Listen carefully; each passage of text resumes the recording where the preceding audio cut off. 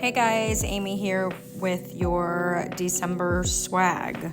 So I cannot believe it's already December, but here we are, and we've got a really fun swag this month, and this is kind of giving me a snow-capped vibe. So in your swag this month, you get one of the iced super polishes, pink, orchid, or blue.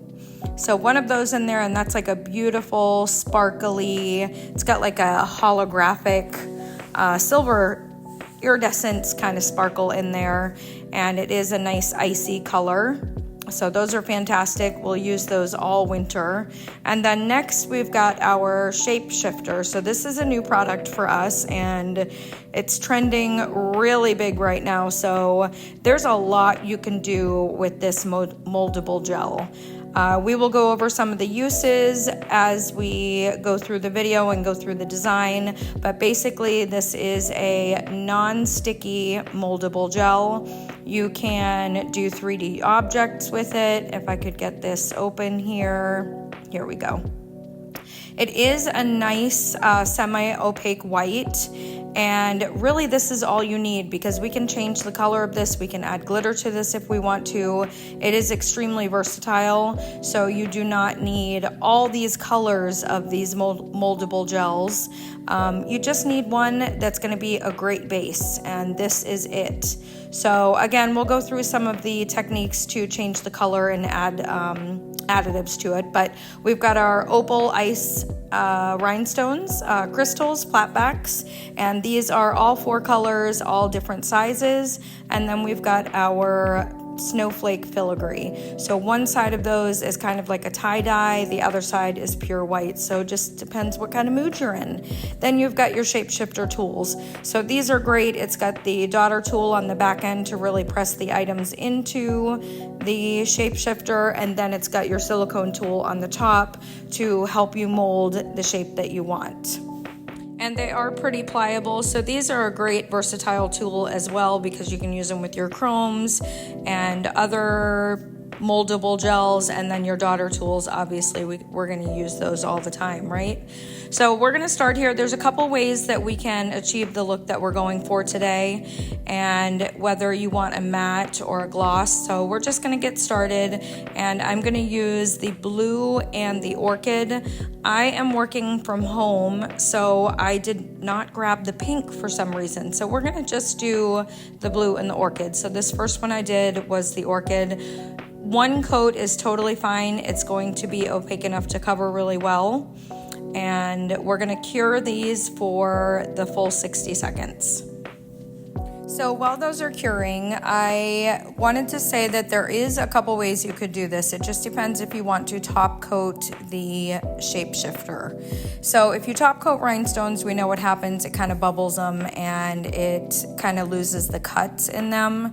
So we are going to top coat underneath one, and then we'll top coat over it for the second one so that you guys can really see the difference and see which one you prefer. I will say that not top coating the shapeshifter will make it a little bit more porous. So if you have a client that does work with like hair color or dyes, it might discolor a little bit.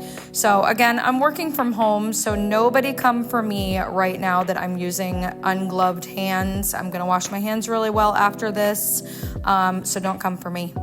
Usually I have gloves at the salon, but I did not bring any home with me. So I just went in with the back of a tweezer. You need kind of a sturdy tool to get it out of the container. And then I just kind of rolled it up into a ball, and I'm just gonna place it right on. So this one we did not top coat. We didn't wipe any tacky layer or anything. I'm just pressing this right onto the gel that just came out of the lamp. I am using the flat tool to kind of press it into the design I want. And like I was saying earlier, I'm kind of going for kind of a snow-capped look, so it's kind of a drippy look. And you will notice the tool will kind of leave lines in it, but they will disappear. It almost self-levels out and glosses up just a little bit, but it will not lose its shape. So that's kind of nice. We're gonna go in with our crystals, and I'm just gonna pop these on here and just give it a little press so that the shapeshifter gel just kind of molds around it and kind of puffs it up, if that makes sense. It just gives it a really cool look. I am going in, putting the filigree snowflake on and gently pressing that so it kind of oozes around each of the snowflake edges. And once you've got all of your pieces in there, I'm going to go in with the top coat now, and I'm going to top coat the gel polish, and then I'm going to top coat the design on top, the shapeshifter, and all the embellishments that I've used. Then we're going to pop that in the light, and we will cure that for 60 seconds. For the second design, this is the blue. We are going to put our top coat on first, and then we're going to cure that in the lamp for about 30 seconds. Once that comes out, we're going to go back in. I'm going to speed this up because this part takes a little bit, but we're going back in with our shapeshifter gel. You will notice it'll be a little bit more difficult to get the shapeshifter to stick. It might pull up a little bit easier, but it will adhere really well. It will cure to it. It's not going to peel off. So just make sure you're using a little bit of pressure and really pushing it down. So once you've got that on there, we're going to go back in with all of our embellishments, and we're going to press those in just like we did with the first one.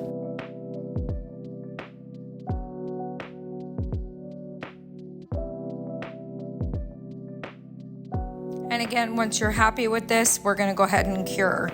So this one we are not top coating, and I did mention it is going to leave it a little bit more porous. So if you have that client that is working with dyes, maybe top coating it would be a better option for them. But I like it untop coated. It gives it that more of that puffy vibe, and it doesn't take away from the embellishments.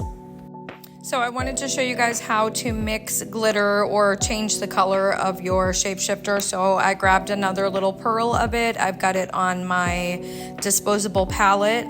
I'm gonna take a little bit of a glitter powder. You can add any glitter you want. I just wanted it really shimmery and to kind of mimic the look of the gel polish that we just used. So I'm gonna take a little bit of the Fantasy glitter powder. This one is Mermaid. Actually, I'm just gonna pour a little bit on there. And apparently I missed videoing the part where I was mixing it, but what I did was just kind of roll it in between my fingers and got all that glitter all the way through. So now if we want to add a little bit of color, I'm going to take a really nice pretty blue, and you just need a touch of color. And then I'm just going to use the back of my tweezers here. A spatula would work great as well, and I'm just going to mix this in until I have a consistent color.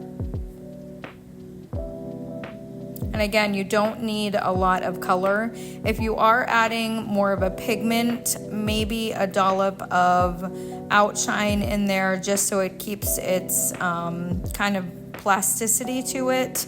If you put too much glitter or too much pigment powder, it might just become too dry to work with and to stay together.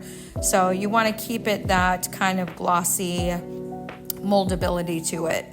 So once you've got that done, I'm just going to scoop this up. And since we're going to do the whole nail in this, I'm just going to place it on a clear tip. You don't need to have a base color because this is opaque enough that we're not going to be able to see through it. So if you are doing a full tip, you want to make sure that you're really tapering it down the sides and up towards that cuticle area. And you saw about how much I used, and still it stretched enough to make sure that we got a nice even coat over the entire nail plate.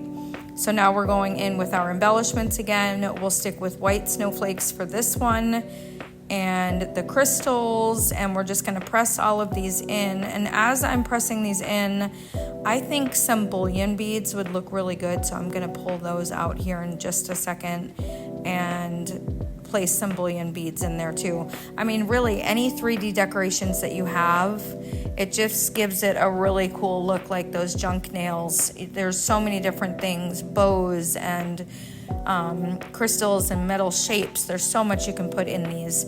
So we cured that, and then that is it. So really a pretty and fun design, doable in the salon, and because it is very smooth once it's cured, I feel like it's very wearable for even those that don't like a lot of texture. So thank you guys so much for watching. I hope you enjoyed the video, and you guys have a very Merry Christmas and a Happy New Year. We will see you next year.